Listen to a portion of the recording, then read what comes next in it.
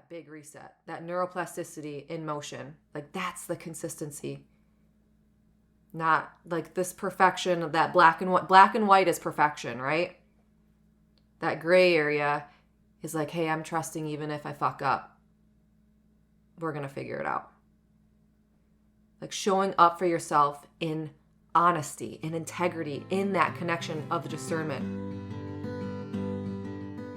Hey, beautiful. Welcome to Naturally Empowered Living, your safe space to guiding you on your unapologetic self-awakening journey. This is your weekly sanctuary for waking up from autopilot and transforming the way you approach life through the power of meditation, energetics, and root cause therapy.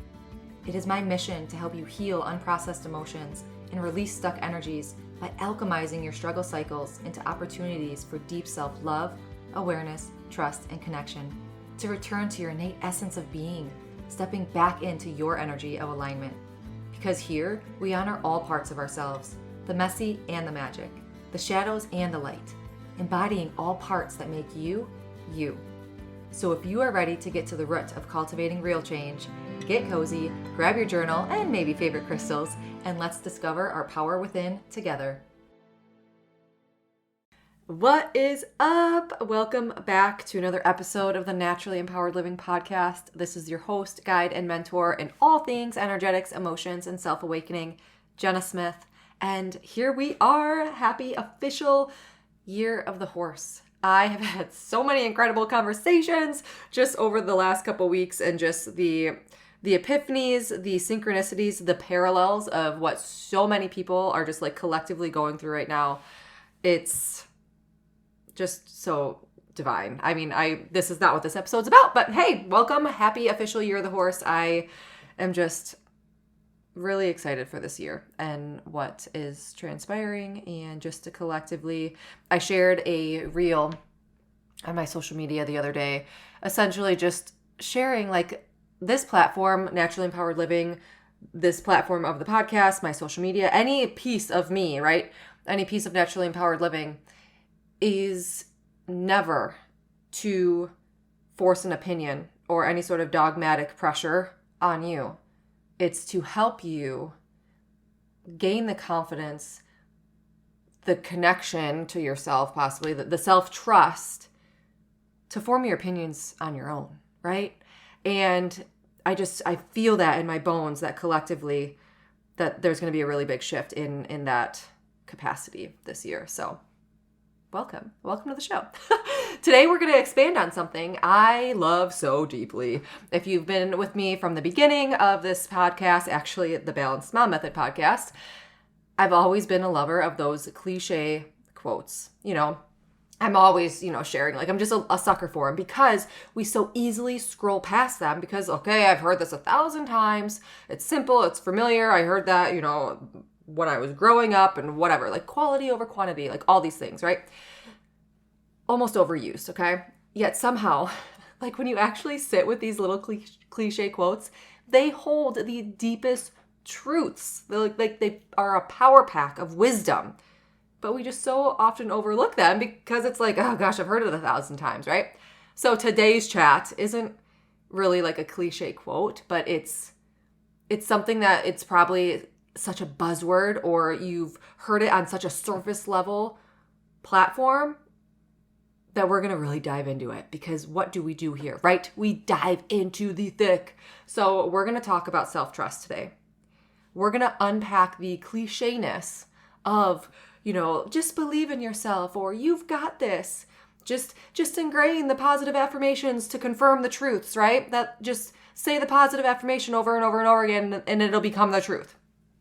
We're going to dive deeper into the kind of self-trust that lives in our nervous system, beneath the affirmations, beneath the conscious awareness or the willingness of the term self-trust. Like we're going to talk about the kind that will form steadiness and regulation and safety when fully embodied. Now, I want to share a little bit of a personal story. Back in my early 20s, let's say, something about me, like a quality about me, I've always taken pride in being the consistency queen. You tell me to do something, bam, it's a habit. Like hustle, grind, go, go, go. just keep showing up and success will be inevitable. Like I'm thinking of those network marketing days, right? Like back when that was just such the trend, the fad. Like I was involved in network marketing and obviously backed something that I truly, fully believed wholeheartedly in, like taking care of your fitness and health and things like that. But the keep showing up and success is inevitable piece, like I'm doing the damn thing. Like it's as consistent as you can get, right? But it was always like that force of, I don't want to lose my integrity. And the alignment just wasn't there. Like, and I didn't know what I didn't know then, what I know now. So yeah. So I would just like laugh also, because now it's like, I also know the definition of doing the same thing over and over, expecting different results, is the definition of insanity. So yes, that was me, the consistency queen, even if it wasn't producing, quote unquote, the results that I wanted. I wasn't terming myself insane because it's like, I'm doing the thing. So it's just really funny. Haha. Like, that's just me, right? Humor in myself. But if I said I was going to do something, I did it. No matter how tired I was, no matter how disconnected I felt, no matter how unaligned I was, I thought that was a form of self-trust because I was holding myself to that standard. But it wasn't. Like, it was a form of self-control. It was a form of hypervigilance. It was a form of dissociation of of those layers underneath, right? Like, it was an override. It was discipline layered over dysregulation. And at some point, I mean, this could be a whole podcast in itself, right? I could have a whole show or episode on this, but if you've listened to this show or read about my story on my website or know anything about me, as I hope that you do, through listening through this platform and in any capacity or connection that we have together, over a lot of time, there became a new narrative where I began to stop asking myself to be more, quote unquote, disciplined. And I learned to turn inward. And I learned the connection. And I learned that discernment. And I started asking myself to be more present in that. Like, present in a lot, obviously, of areas, but narrowing in on the presence of that discernment, of that felt sense, of that connection. That's when things started to change. Because that's now what I believe in. That's where real consistency lives. Not consistency in the force of doing the same thing over and over, expecting different results, but consistency of tuning into yourself and knowing the discernment. This quote just popped in, actually, from Landman. I'm obsessed with like any Taylor Sheridan. And gosh, so there's just so much wisdom in the Taylor Sheridan. I've watched so many of his series. But circumstances can change, and you can change with the circumstances. I believe that you could put beliefs in there. Like, your beliefs can change, or circumstances can change, and with that, your beliefs can change. Absolutely, right? So that's where consistency lives, not in the force, in the presence of staying connected to that discernment within yourself. Because when your body is disconnected from your mind, from your consciousness, let's just paint this picture where your mind is your consciousness, and let's say the body, the soma, is the unconscious. When there's that disconnect, that top down, first that bottom up, that body disconnected from the mind, that bridge, right? That self-trust is impossible, almost, damn near. There's no bridge in the safety. You can't trust something that you're not listening to, right? And they go hand in hand. I'm not saying not listen to your mind, but a lot of us are so consumed in our minds that we're not listening to our bodies. And most of us, societally, if that's a word, societally, just how we were grown up, how we were conditioned, the external validation, the external shoulds and needs and all these things, we were possibly unconsciously taught to override our bodies. Push through, don't cry, calm down, be productive, be good, hustle, just do the dang thing. So our body learned, like, maybe my signals aren't safe to express. And we all know, especially from the last few episodes of this show, like, when our nervous systems don't feel safe, it creates a form of coping. Boom. Like, when our nervous systems do not feel safe, we cope in some way. Overworking, overthinking, overcontrolling, shutting down, pulling for advice. Self-trust and emotional regulation are inseparable. Because if our body feels chaotic, our choices feel chaotic. If our body feels safe, our choices and decisions turn to feeling anchored in trust. And a little segue here, I'm also talking about that deep form of trust in the unknown. Like, collectively, I don't want to bring up like world examples right now, but I really just want to bring this home, because when you might be thinking like, how do I trust myself when I don't know what my future holds? Or how can I trust that I'm making the right decision? You're not trusting that you're making the right decision. You're trusting in the fact that if you make the wrong decision, that discernment's going to come, and that you're going to trust that you're going to find your way again, regardless. Like, whatever's meant to be will be. Bringing in the cliche quotes again, right? Like, whatever's meant to be will be. Like, oh, damn it. Like, I listened to the external force on that one. But with every quote unquote mistake or every misstep, you still trust that you will come back to yourself. You will trust that the evolution will unfold as it should. So that's where kind of like that higher power also comes in too. Like, you trust in the unknowns that everything is working out exactly as it is. Like, and so it is. Like our nervous systems. So now, like, kind of let's bring it into a little bit of tangibility. Is that a word? Like some tangible takeaways here. Because I'm having like all these little downloads. Like, okay, like your listener might be thinking now, like, well, how? Like, how? How do I do this? How do I create the safety? How does my nervous system, bring in that trust? We don't need big interventions, right? It's not like I need to reinvent myself every Monday, or, new year, new me. Like, it's not like this catastrophic catapult black to white. Small, consistent signals. Like, we could live in that gray area. And I feel that that's so hard for a lot of us because we want that black and white answer. We can live in the gray. The small, the consistent signals of safety, the softness. Maybe opening that door of curiosity, asking yourself, why did I just freak out about that? Or why is my body feeling this feeling right now? Why am I triggered?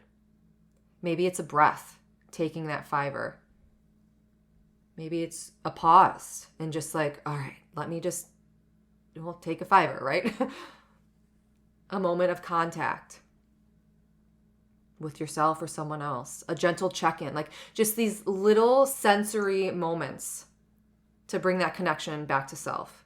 Like these little micro practices done consistently. Just like you might hear, like say the positive affirmation over and over and over again, we're coming down into the felt sense of that consistency.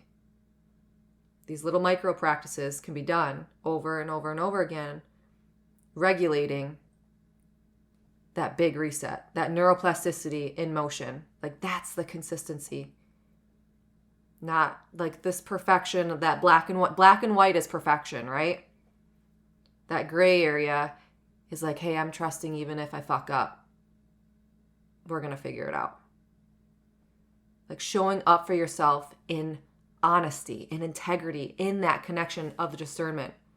Like every time you listen to your body, to that felt sense, instead of overriding it, your trust is deepening. That consistency is deepening. You're anchoring in.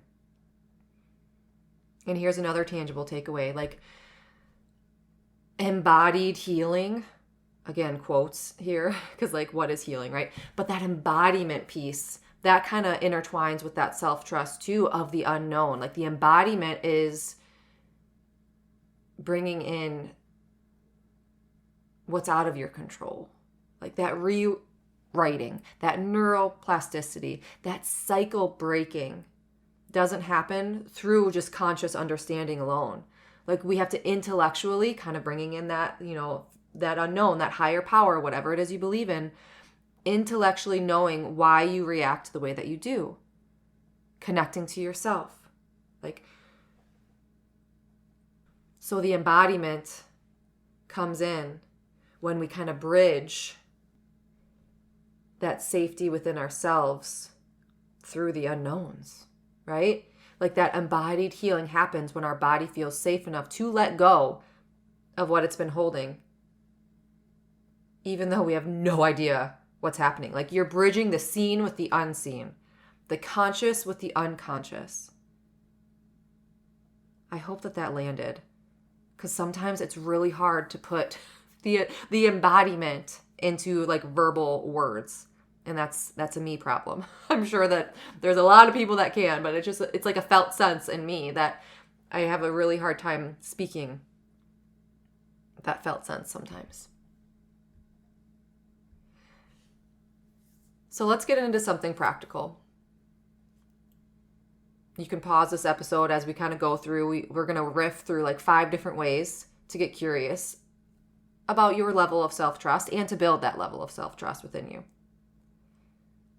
So number 1 is to do like a 20-second grounding reset.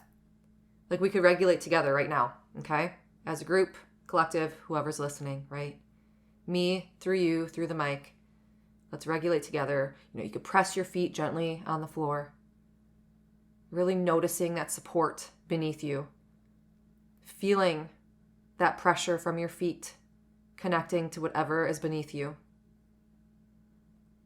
And take in a breath and slow your exhale. Let that exhale be longer of a breath out than a breath in. And say to yourself, I am supported right now.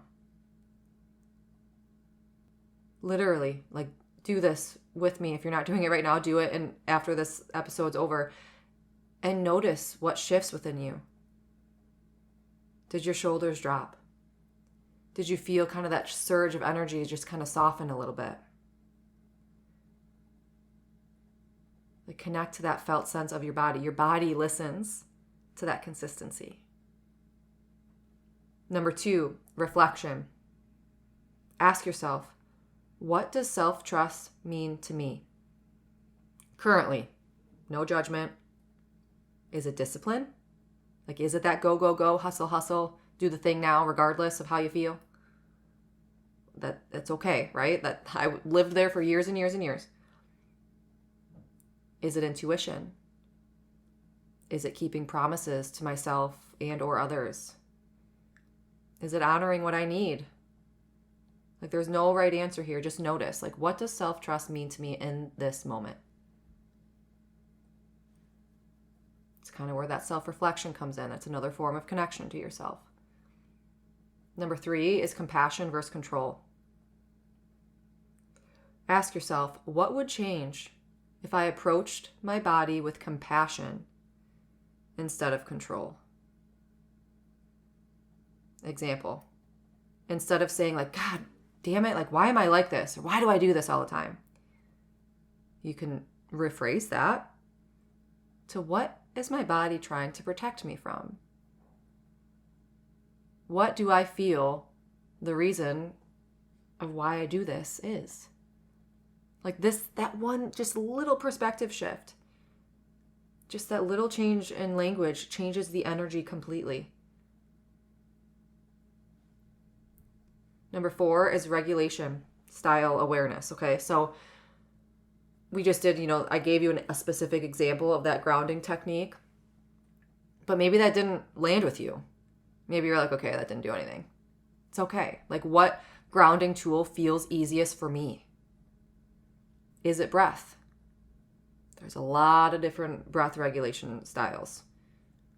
Okay, there's box breathing. In for 4, hold for 4, out for 4, hold for 4, in for 4. Or simply taking a longer breath out than you take a breath in. So you could count in for 4, you could hold it for 5, and exhale for 7. Okay, there's so many different types of breathing techniques. Is it movement? Is it, something I'm working with my 4-year-old now is like getting your sillies out. Get your sillies out before bed. She has a really hard time to settle around bedtime lately. So we're getting our wiggles out. We're moving. Maybe it's pushing your hands against a wall. Maybe it is, feeling those feet on the ground, but maybe taking some steps, some marching steps to really get that movement, that energy flowing. Is it stillness? Meditation? Self-trust deepens when you choose what works for you, not what works for someone else. That discernment for you. And number 5, this could be a daily check-in question for yourself. Before you end your day or when you start your day, ask, what do I need today? Or what did I need today that I can give myself tomorrow? Key thing here. What did I need? Not what should I have done. Not what would make me more productive or impress someone. What do I need? And the more consistently you answer that question honestly, the more connected you become, the more regulated you become, the more emotionally consistent you feel, and the more your self-trust becomes embodied. And now I want to circle back to kind of how we started this episode. Like, you can say a quote or an affirmation until you're blue in the face, right? And we've all done it. We all do it. Like, I work with my kids. Like, we have positive self-talk. Like, we don't talk to ourselves a certain way. Absolutely. Not discrediting affirmations at all. You can consciously tell yourself that you trust yourself. You can journal about it. You can post about it. You could declare it, right? But if your body still feels unsafe, if your nervous system is still bracing, like, just you feel it, like you could feel that tension within you. And if you override your needs, the moment like you become inconvenient for yourself or someone else, like, it's not going to land. And that really brings in this embodiment piece, like the true essence of self-trust. It's not loud. It's not like this hype or performative thing. It's not proving anything to anyone. It's not external. It's not loud. It's quiet, right? It's like this quiet, it's soft, it's subtle. Like that inner whisper of your intuition versus that loud force of the ego, right? Like that softness, that gentleness, that connection to that felt sense of the word, of the feeling. It's just like that steadiness. Like, going back to what I said before, this might be hard and I don't know what I want to do, or I don't know if this is the right thing, but I know that I trust whatever will unfold as it's meant to. Like, it's just choosing to stay with yourself even when things are hard. Choosing to regulate or breathe instead of bypassing and just pushing through. Okay? And it begins in the body, not the mind. Like, we have things ass backwards. We're so top down. Consciously, willpower, absolutely, they go hand in hand. But we miss that link of the body connection. It starts in your body. If your body does not feel safe, anything your mind is saying, it doesn't matter. Like, your mind, like, when it's offline, it's offline. The mind can consciously understand trust, but your body has to experience it. Now, for something exciting to share with the local community of naturally empowered living, I'm hosting a 3-part workshop series starting first event March 7th at Rooted Collective 201. I am so excited. The whole series is termed How to Build Trust in Yourself by Reconnecting with Your Felt Sense. We're going to go into discerning that flow versus that force. I feel like, I just scratched the surface and I said it's so hard to put into words, but we're going to discern. We're going to work on discerning that flow from the force. We're going to learn how to understand your internal operating system on a deeper level, how to strengthen your relationship with those inner signals. I'll share the details in the show notes, and there's going to be so much more to come, but I just want to give you that little plug. March 7th at 1 p.m. at Rooted Collective 201. There is a sign-up form just because I want to get just a little bit of an idea of who will come to set up the space and all those things. So, so excited. I'll throw the details in the show notes. I would love to see you there if you're local. And I hope that this episode landed. I would love to hear from you. Email me, hello@naturallympoweredliving. Shoot me a message on Instagram. Come talk to me. I'm at Rooted Collective every Wednesday and Friday. I would love to talk to you in person. And until next week, as always, simply be you. You have everything inside of you to learn your energy of alignment and be unapologetic in who you are. Sending my love and so much light. Did you find this episode freeing or empowering? Please read my review. Tickle, boop.